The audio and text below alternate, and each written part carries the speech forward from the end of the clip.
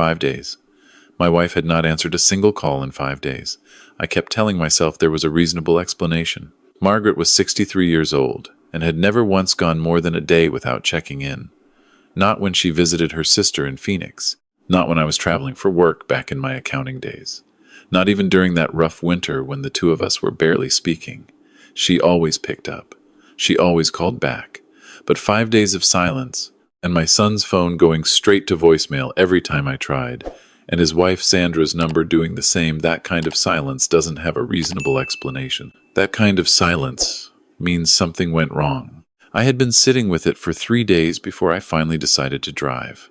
I told myself I was overreacting, that I'd pull up to their house in Austin and Margaret would be standing at the kitchen window with a cup of coffee, laughing at me for making the trip. But I loaded a bag into the trunk anyway, locked up the house in Shreveport, and got on I-20 heading west before the sun was fully up. The drive gave me too much time to think. I'm a retired CPA, 34 years of looking at numbers until patterns emerged from what other people saw as noise. I knew what patterns looked like, and the pattern of the last several months had been bothering me in ways I couldn't quite articulate. My son Daniel had been calling more often than usual, but the calls had a different texture. Less catching up, more probing. Questions about the rental properties Margaret and I owned in Bossier City. Questions about our financial planner. Questions about what we'd done with the money from her father's estate 3 years ago. I'd mentioned it to Margaret after one particular call. She was out on the back porch deadheading the roses, and I told her Daniel had spent 20 minutes asking about the life insurance policies. She set down her clippers and looked at me with that expression she has, patient and careful, the one she uses when she thinks I'm getting wound up over nothing. "He's your son, Harold," she said. "He's probably just thinking about the future." I told her he'd never cared about the future when it cost him anything. She'd gone back to her roses, and I'd let it go. Margaret had always been the one who kept the peace with Daniel. I loved my son, but I'd never been blind to what he was. Smart enough to avoid working hard. Charming enough to make that look like a personality trait rather than a character flaw. Sandra, his wife, was sharper, more controlled. The two of them together had always made me a little uneasy in ways I couldn't put a name to. The Austin city limits sign appeared, and my hands tightened on the wheel. Their neighborhood was in the northwestern part of the city, one of those developments built in the early 2000s when everyone was convinced Texas real estate only moved in one direction. 2-story houses with attached garages and small lawns. Their place was on a corner lot, which I'd always thought suited Daniel, visible from 2 streets, giving the impression of more than there actually was. I parked across the street and sat in the car for a moment. Both vehicles were in the driveway, Daniel's truck and Sandra's Audi. The blinds in the front windows were angled shut. No movement visible. I got out and walked across the street. The morning was already hot the way Austin mornings get in late June. That thick, pressing heat that makes the air feel borrowed. I went up the front path and rang the bell. Nothing. I rang it again and waited a full minute. Then I knocked, 3 solid raps, and called out Daniel's name. A bird moved somewhere in the oak tree at the corner of the lot. Nothing else. I was reaching for my phone to try Daniel's number one more time when I heard a voice. "Excuse me. Sir, are you looking for the people who live there?" A woman was crossing the street toward me from the house diagonally opposite, mid-50s, wearing gardening gloves and a wide-brimmed hat, moving with the determined stride of someone who has made up her mind. She pulled one glove off as she approached and extended her hand. "I'm Carol Briggs. I live just over there." She glanced at the house behind me. "Are you family?" The word landed strangely. "I'm Harold Mercer. Margaret is my wife. She's been visiting here. I haven't been able to reach her for 5 days." Carol Briggs stopped. Something shifted in her expression, something that had been waiting behind a careful neutrality. She looked at me for a moment, then at the house, then back at me. "Something happened here," she said, "last Thursday night. Around 11 o'clock, I heard a woman screaming. The heat around me seemed to intensify. I couldn't tell exactly what she was saying at first." Carol continued, pulling her other glove off and holding both in her hands. "But then I heard it clearly. She was saying, 'Call someone. Call an ambulance, please.' Over and over. I couldn't speak. I waited. I called 911, I didn't know what else to do. By the time I got to my front window, I could see Daniel outside on the driveway, talking to a dispatcher or someone on his phone, waving at my house like he was telling me to stop, telling me it was handled. But the ambulance came anyway, about 12 minutes later, and they went inside, and when they came back out, there was a woman on the stretcher. She paused. I recognized her. She'd waved at me from the driveway a few days before. I think it was your wife. My mouth had gone dry. Which hospital? Street David's Medical Center, on 32nd Street. She hesitated. I assumed her family would handle it from there. I'm so sorry. I didn't know no one had called you. I was already walking back toward my car. I dialed Daniel's number while I moved, heard it roll to voicemail, and hung up without leaving a message. I dialed Sandra. Same. Then I called Street David's, identified myself, asked about Margaret Mercer, and stood beside my car door while they transferred me twice. A nurse with a quiet, professional voice finally confirmed that a patient by that name had been admitted on June 19th, in serious condition and was currently in the ICU. I asked what had happened to her.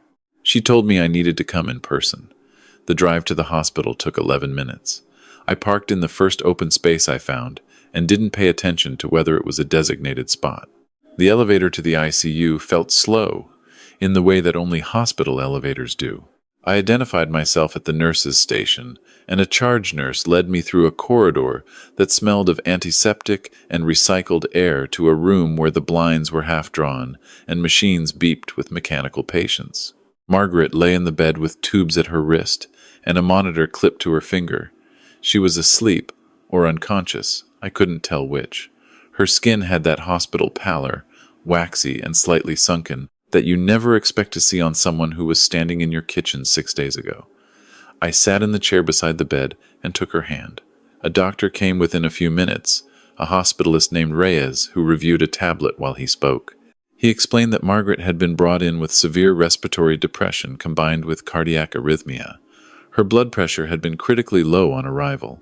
The toxicology panel had returned unusual results, a combination of opioid compounds and a beta blocker at concentrations well above therapeutic levels. Neither substance had been prescribed to her. I asked him to repeat the last part. He did. I asked whether this was consistent with accidental ingestion. Dr. Reyes looked at me carefully. He said that in his medical opinion, the concentrations found were not consistent with accidental ingestion of medication that wasn't prescribed to the patient. I thanked him. After he left, I sat in the chair and held Margaret's hand and did not move for a long time. A detective arrived at the room just before noon. She was a tall woman with close-cropped gray hair and the measured bearing of someone who had been delivering difficult information for many years. She introduced herself as Detective Patricia Holcomb, Austin PD. She asked me to walk her through the last time I had spoken to Margaret, what I knew about the visit, what had prompted me to drive from Shreveport when I couldn't reach her. I answered everything carefully, precisely, the way I had answered questions for 34 years as an accountant, because precision matters more than speed, and detail matters more than narrative. Detective Holcomb took notes without interrupting. When I finished, she told me that Daniel and Sandra had both given statements the previous evening, after being located at a hotel in San Antonio. Their account was that Margaret had become anxious and disoriented on the evening of June 19th. They believed she had taken medication that wasn't hers, possibly from Sandra's prescription bottles, because she was having trouble sleeping. They said they were in the process of assessing whether she needed emergency care when the neighbor made what they called an unnecessary 911 call. They said they had not notified me because they didn't want to alarm me until they knew more, and that they had gone to San Antonio because they needed distance from a traumatic event. I listened to all of this. Then I said, "Sandra is a registered nurse." Holcomb paused. "Yes, we're aware of that. A registered nurse would know within minutes whether a patient needed emergency care. A registered nurse would know exactly what those medication concentrations would do to a 63-year-old woman." Holcomb looked at me steadily. "Mr. Mercer, we're looking at everything." Margaret woke up the following morning, just after 6.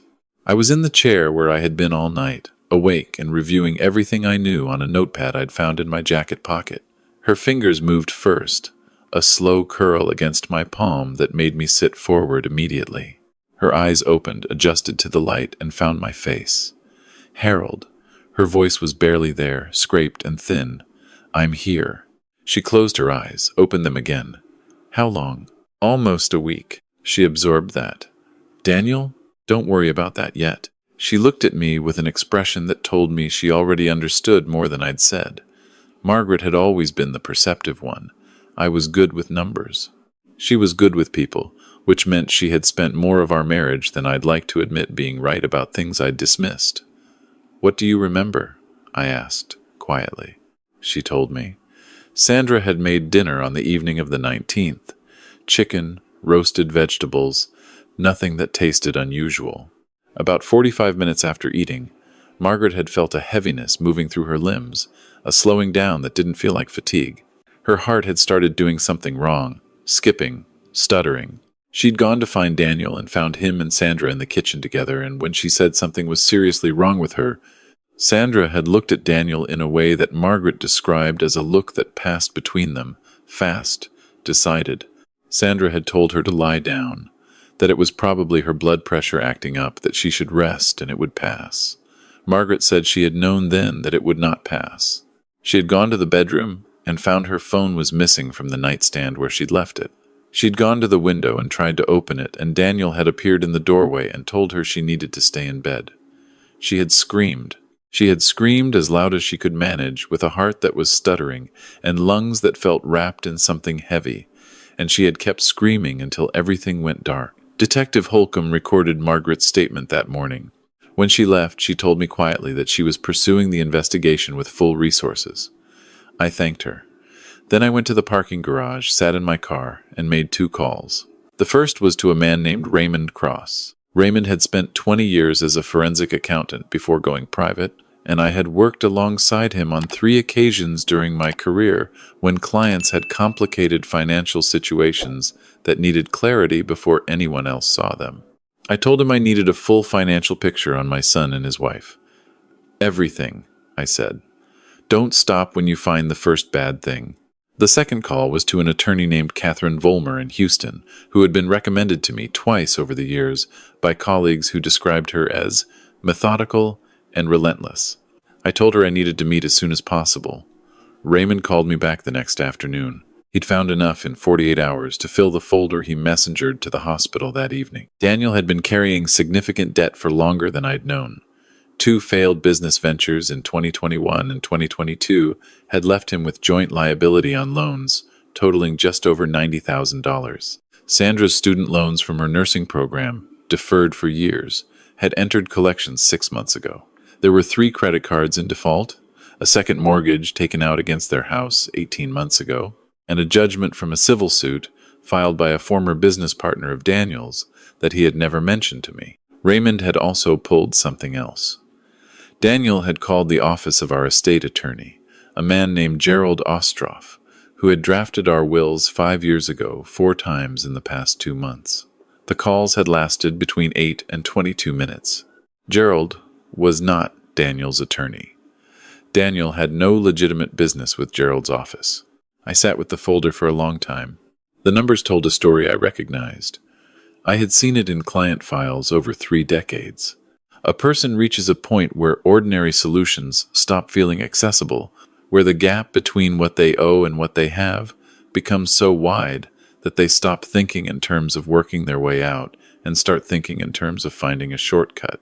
And when you're looking for a shortcut and you happen to know that your parents own property free and clear and carry substantial life insurance and have a 7-figure investment account, the arithmetic of inheritance becomes very interesting. Margaret's father had left her $800,000 3 years ago. Combined with our property, our retirement accounts, and 2 paid-off rental units, our estate was worth just over $2 million. Not a fortune by some standards. More than enough to solve every problem Daniel and Sandra had, with significant left over. I drove to Catherine Vollmer's office in Houston the following morning and laid the folder on her desk. She read everything without speaking, turning pages with the same focused attention I'd once given to balance sheets. When she finished, she looked up. Have criminal charges been filed? The detective is building the case. She told me it may take time. Then we don't wait for criminal proceedings. Catherine closed the folder. We file a civil suit immediately. Wrongful injury, intentional infliction of emotional distress, medical costs. We freeze their assets before they have any opportunity to move them. She leaned forward. Your son and his wife are looking at criminal charges that will require legal defense funds. The first thing their attorney will tell them to do is liquidate and transfer whatever they can. We get ahead of that. What's the timeline? Papers filed by end of week. Asset freeze motion the week after. Once we freeze them, they're working with whatever is in their accounts right now, which based on this she tapped the folder isn't much. I also visited Gerald Ostroff's office that afternoon. He confirmed, carefully and with visible discomfort, that Daniel had called him asking about probate timelines. What the process looked like when one spouse predeceased the other, whether an adult child could contest a will, how quickly an estate could be settled when there were no complications. The last call had been on June 3rd, 16 days before Margaret was poisoned.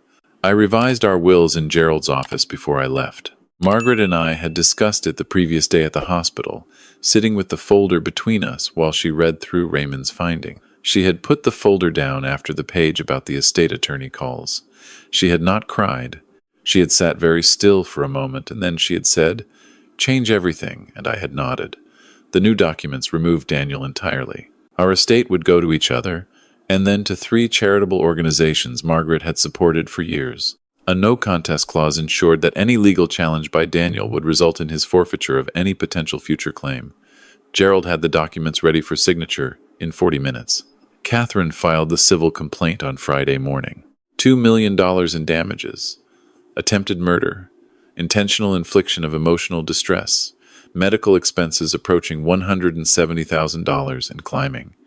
Daniel called me that afternoon. I let it ring 4 times and then answered. His voice came out controlled, the way it always did when he was trying to manage a situation. "Dad, I've been trying to reach you. I'm so glad Mom is doing better. We want to come to the hospital. We want to help." I said, "You had a choice on the night of June 19th. When your mother was screaming for help and you stood in the doorway and told her to stay in bed. You made a decision. Now there'll be consequences for that decision." The control slipped. His voice went up. "This is insane. She took Sandra's medication. We didn't know how serious it was. You're suing your own son over a misunderstanding, and you're going to destroy everything. You called Gerald Ostroff on June 3rd. Silence. You asked him about probate timelines. You asked what happens when a spouse dies intestate. You did that 16 days before your mother ended up in an ICU with opioids in her system that weren't prescribed to her. I kept my voice level. That's not a misunderstanding, Daniel. That's a plan." He hung up. Sandra called an hour later. Her approach was different. Methodical, placating, the tone of a medical professional explaining a diagnosis to an anxious family member. She expressed concern for Margaret's recovery. She suggested that the stress of the situation might be affecting my judgment. She said that families could work through tragedy together, that there were ways to resolve things privately that would be better for everyone, and that she and Daniel were prepared to discuss whatever I needed to feel comfortable moving forward. I listened without interrupting. When she finished, I said, "How many milligrams of oxycodone does it take to cause respiratory depression in a 63-year-old woman with no opioid tolerance?" She didn't answer. "Because you know the answer to that question. You knew it before June 19th. That's not something a registered nurse gets wrong by accident." I ended the call. Detective Holcomb called the following Tuesday. She had executed a search warrant on the house. In Sandra's nursing bag, they found an inventory sheet documenting medications she was supposed to have returned to her employer after a home care assignment ended in May. 3 of the listed items were not in the bag. One was an opioid compound. Another was a beta blocker used to manage cardiac arrhythmia. They also found Daniel's laptop. The browser history contained searches conducted over a period of 3 weeks prior to June 19th. Symptoms of opioid overdose in elderly patients.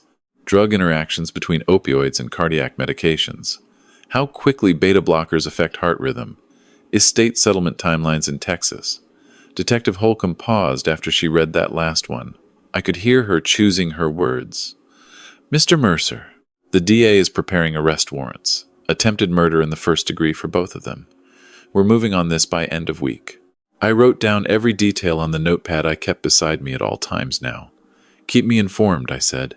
The arrests happened on Thursday evening. I was at the hospital when Holcomb called to confirm. Margaret was sitting up in bed, stronger than she'd been any of the previous days, working through the physical therapy exercises the nurse had shown her. I told her quietly, and she set her hands in her lap and looked at the window for a moment. Bail? She asked. Hearing tomorrow morning. The bail hearing set bond at $200,000 each. Daniel and Sandra posted within 48 hours, using the equity in their house. Catherine filed the asset freeze motion the same afternoon. 3 days later, a judge granted it. Their bank accounts were locked. No property transfers permitted. The house they'd used for bail was now frozen in legal limbo. The media found the story 8 days after the arrests. A local Austin station ran a piece on a Thursday evening broadcast, and by Friday morning it had been picked up by 2 Houston stations and a syndicated true crime newsletter. The coverage was factual and detailed the laptop searches, the missing medications, the estate attorney calls, the neighbor's 911 call. A legal analyst appeared on one segment and called the premeditation evidence some of the most direct he'd seen outside a courtroom. My phone started ringing with numbers I recognized. Friends from Shreveport, former colleagues, people I'd known for 20 and 30 years calling with carefully worded questions, some of them. An old colleague from my accounting days called on Saturday morning. He said he'd seen the coverage, expressed sympathy, and then said, gently, that sometimes grief and fear could make situations appear more calculated than they actually were, that maybe there was room for a conversation before things went further. I told him the same thing I'd said to Daniel, that on the night of June 19th my wife screamed for help for long enough that a neighbor across the street heard her clearly through closed windows, and that my son stood in a doorway and told her to stay in bed. That is not grief and fear making things appear more calculated than they were, I said. That is what it is. He was quiet for a moment, and then said he understood. The calls slowed after that. I didn't answer most of them. Then their attorney made his move. His name was Glenn Parrish, a former federal prosecutor who had spent the last decade building a reputation for aggressive criminal defense work. His first action was a media interview, Daniel and Sandra sitting in the living room of a borrowed house. Daniel in a button-down shirt looking exhausted and sincere. Sandra measured and composed, describing a terrible accident and a father too consumed by grief to see clearly. Parrish appeared afterward to state that his clients had done nothing but try to help a family member in distress, and that a vindictive civil lawsuit was now being weaponized to punish them for a tragic mistake. Catherine called me the morning after the interview ran. Parrish is good, she said. This is standard. They're trying to shape the jury pool before the trial date is set. Don't let it rattle you. It doesn't rattle me, I said. I've spent 34 years looking at what numbers actually say versus what people claim they mean. Good, because he's also filed a countersuit, defamation and tortious interference with business. They're claiming the civil lawsuit and your public statements have damaged Sandra's nursing career and Daniel's ability to contract. They're asking for $300,000. What does that accomplish? Leverage. Pressure. He wants you to back down or settle. Don't. I didn't. The break came from a direction I hadn't fully anticipated. Sandra had a younger sister named Diane who had apparently been trying to contact law enforcement since the week of the arrest.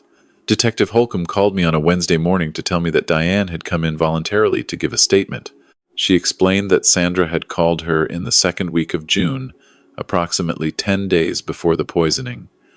Sandra had asked Diane, in a hypothetical framing, what the legal situation would be if someone in the family became seriously ill and the family needed to access their finances quickly.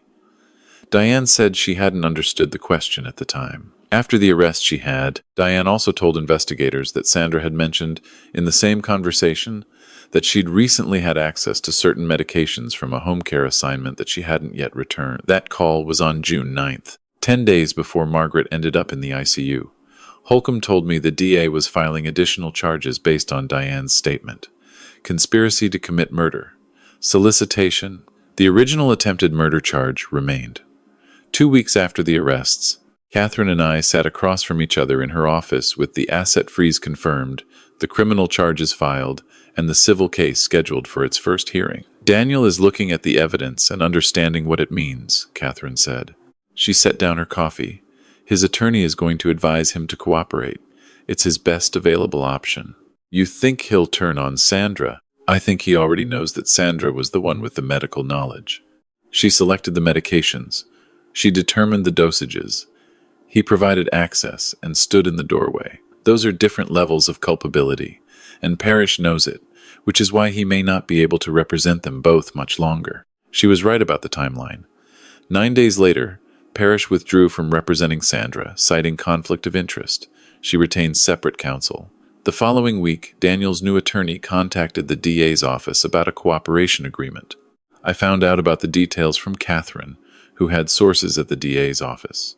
Daniel had provided a written statement describing the full scope of what had been planned. Sandra had identified the medications, calculated the doses based on Margaret's age, weight, and absence of tolerance, and removed them from her nursing bag. Daniel had confirmed the timing, ensured Margaret's phone was inaccessible during the critical window, and positioned himself in the doorway when she tried to leave the room. The conversation about Gerald Ostroff's office had been Sandra's idea. The estate timeline research had been conducted on Daniel's laptop because Sandra had suggested using a device she didn't own. The statement was 41 pages. Catherine read me a summary over the phone. When she finished, I sat in the kitchen of the Shreveport house, the same kitchen where Margaret had been standing a few months ago telling me I was getting wound up over nothing, and I looked at the surface of the table for a moment. What happens now? I asked. Daniel pleads to conspiracy to commit attempted murder. 7 to 10 years. He testifies against Sandra at trial. Sandra's facing the full attempted murder charge plus conspiracy, plus obstruction for the false statements to police. She's looking at 15 to 25. And the civil case? We proceed. The criminal guilty plea becomes evidence in our civil proceeding. The judgment we get will follow both of them regardless of the bankruptcy they've already filed. I called Margaret that evening. She was staying with her sister in Phoenix during the recovery, building her strength back on her own schedule. I told her everything Catherine had said, laying it out the way I always laid things out for her clearly, in order, without embellishment. She was quiet for a moment after I finished. He wrote 41 pages, she said. Yes. He stood in the doorway while I was screaming. And now he wrote 41 pages. I didn't answer, because there wasn't anything to say to that. Does it help? She asked. Knowing that? I thought about it. It helps the case, I said. I don't know if it helps anything else yet. She said she understood. Then she asked about the roses in the backyard, whether I'd been watering them, and I told her I'd been trying. And she said she'd call the neighbor girl who sometimes helped in the garden, and we talked for another 40 minutes about ordinary things, the way people do when they have survived something that could have ended all their ordinary conversations permanently. Daniel's formal allocution happened on a Thursday morning in October. He stood before the judge and confirmed, under oath, everything in the 41-page statement. The judge accepted the plea, 8 years, with possibility of parole after 6. The courtroom was quiet in the specific way that courtrooms get quiet when what is being said is too large for the space. I watched my son speak the words and tried to find something in his face that I recognized from the person I'd raised. I found less than I expected. Sandra's trial lasted 4 days. Daniel testified for 7 hours over 2 sessions. The laptop evidence was introduced in its entirety. Diane's statement was read into the record. Sandra's defense argued that the medication had been taken accidentally, that the concentrations were the result of Margaret's own actions, that the employer records about the missing medications were incomplete. The jury deliberated for less than 3 hours. Guilty on all counts. The sentencing was 2 weeks later. I brought Margaret, who had come back to Shreveport in September and had been recovering steadily, walking farther each morning, getting color back in her face. We sat in the second row. The judge addressed Sandra directly before pronouncing sentence. She said that what Sandra had done required not only intent, but professional knowledge, that she had used training meant to preserve life to calculate how to end one, and that the court found no evidence of remorse in her conduct before, during, or after the crime. 22 years. Eligible for parole after 18. The gavel came down. Sandra was escorted out without looking at us. Margaret's hand was in mine, and I felt her grip tighten once and then release. She didn't cry.